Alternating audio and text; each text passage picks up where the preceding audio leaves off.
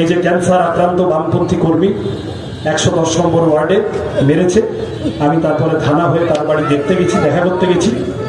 আমি ঢোকার সঙ্গে সঙ্গে তিনি আমাকে প্রথম কথা বলেছেন, জানি না আজকে এখানে এসছেন কিনা, প্রথম কথা বলেছেন কমরেড লাল সেনা।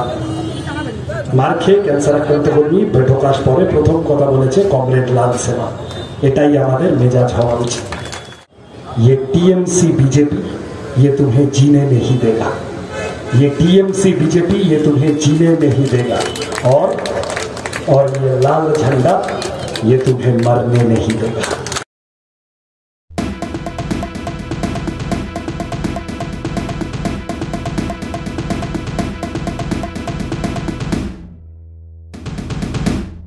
চুরি ডাকাতি যা হয়ে আছে যেভাবে আছে বন্ধ করা দরকার। তৃণমূল ভয় পেয়েছে, তৃণমূল বুঝতে পারছে চাপে আছে, পায়ের তলার মাটি, এইসব প্রশাসন দিয়ে শেষ যা ভোট টোট করেছে মানুষ আরো ফুসছে, পৌরসভার অভিজ্ঞতা ইত্যাদি ইত্যাদি দেখে তৃণমূল বুঝতে পারছে চাপে আছে।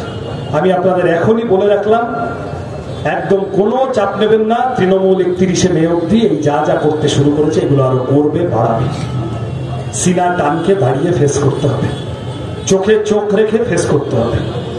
এই যে ক্যান্সার আক্রান্ত বামপন্থী কর্মী 110 নম্বর ওয়ার্ডে মেরেছে, আমি তারপরে থানা হয়ে তার বাড়ি দেখতে গেছি, দেখা করতে গেছি। আমি ঢোকার সঙ্গে সঙ্গে তিনি আমাকে প্রথম কথা বলেছেন, জানি না আজকে এখানে এসছেন কিনা, প্রথম কথা বলেছেন কমরেড লাল সেনা। মার খেয়ে ক্যান্সার আক্রান্ত কর্মী ঢোকার পরে প্রথম কথা বলেছে কমরেড লাল সেনা। এটাই আমাদের মেজাজ হওয়া উচিত। যা করবে সোজা দাঁড়িয়ে থেকে ঠান্ডা মাথায় মানুষকে ভোট কেন্দ্র অব্দি নিয়ে যেতে হবে। লোকসভা ভোট অত সহজ নয়। আর যাদের নিজেদের বাড়ি বানিয়ে তারপরে সেই বাড়ি তিরপল দিয়ে ঢাকতে হয়, লুকাতে হয়, তারা এরপরে আস্তে আস্তে মানুষের সামনে মুখ দেখানোর জায়গা পাবে না। পরিষ্কার কথা, মানুষকে গিয়ে সোজা বলুন। আমি এই সভার মাধ্যমেও বলছি, রুজি রুটির কথাকে শক্তিশালী করতে ভোটটা দিতে হবে। ভোটের দিন একসাথে দল বেঁধে সকাল সকাল সব এসে ভোট দিতে হবে।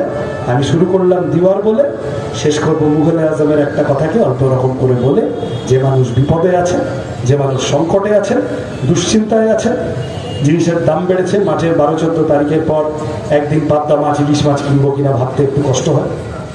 বয়স্ক মানুষ 2 দিন পর রিটায়ারমেন্ট, পেনশন পাবেন কিনা বুঝতে পারছেন না। পেলেও সেই টাকা ব্যাংকে থাকবে নাকি বিজয় মালিয়া মেরে দিয়ে চলে যাবে জানেন। যে মেয়েটা আমার বয়সী, কি আমার থেকেও ছোট, হাতে একটা দামি মোবাইল ফোন নেই বলে স্কুলটা বন্ধ, লেখাপড়া বন্ধ হয়ে গেল করোনার সময়। যে ছেলেটা আমার বয়সী, মাস্টার্স করেছে, কিন্তু এখন Swiggy, Zomato, OLA, Uber, Rapido করে বেড়াচ্ছে। দুপুরবেলা প্রচন্ড রোদের মধ্যে গাছের ছায়ায় জিরিয়ে নেয়, ঘাম মুছতে মুছতে ভাবে যদি এসএসসিটা ভালো করে হতো, চাকরিটা হয়তো পেতাম। যে মা মেয়ে সন্ধ্যে 8টার পর বাড়ি না ফিরলে মিসড কল দেওয়ার সংখ্যা বেড়ে যায়, বোঝেন যে চারপাশে আজে বাজে লোকে ভরে গেছে। তেমন সমস্ত মানুষ যারা বিপদে আছেন, সংকটে আছেন, দুশ্চিন্তায় আছেন, আমি তাদের কাছে দলমত নির্বিশেষে আপনাদের কাছে আমি আবেদন করতে চাই, নতমস্তকে সবিনয়, ये टीएमसी बीजेपी ये तुम्हें जीने नहीं देगा, ये टीएमसी बीजेपी ये तुम्हें जीने नहीं देगा, और ये लाल झंडा ये तुम्हें मरने नहीं देगा। আমরা আপনাকে ভালো থাকবেন। আপনারা দেখছেন আওয়াজ, রোজকারের হক কথা। ফর মোর আপডেটস অ্যাবাউট আওয়াজ, please subscribe our YouTube channel.